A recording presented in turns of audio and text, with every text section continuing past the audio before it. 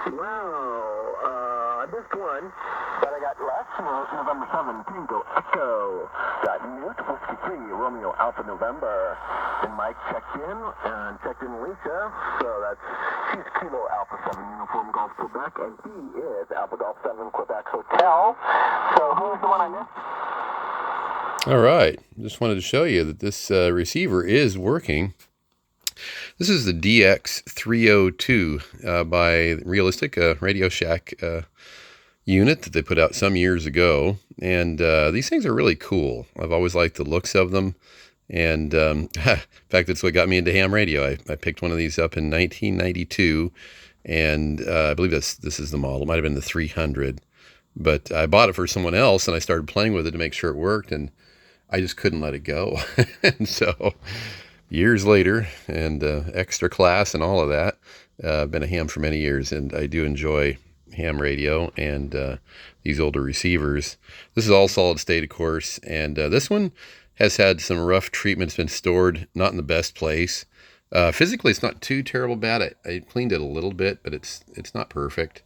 It's got a little bit of, I don't know if you can see it or not, a little bit of corrosion on the knobs. Not too terrible bad, though. The main thing is it works really nicely. I was checking it out, as you could hear. Sounds good. The BFO works as it should. This goes up and down, no problem. All the digits look really good.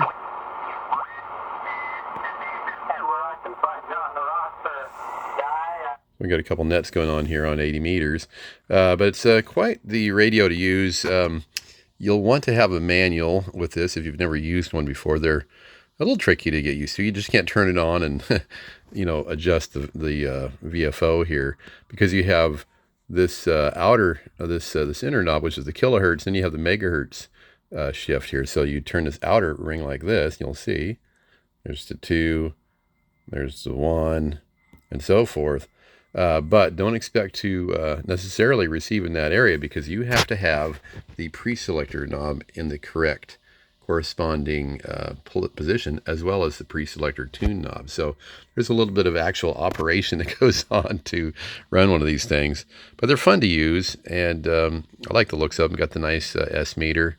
I've not tried it on battery power. The battery compartment is very nice in this thing. The interior is nice too. Let's see if we can get I took the cover off so that you can see what these look like on the inside. Not a lot to show. It's all solid state there. There's the battery unit there.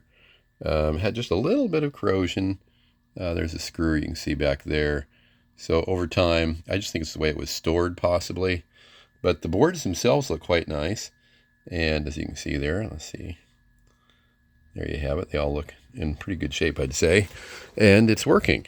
So that's all we're going to show for now. This is, again, the Realistic DX-302 communications receiver.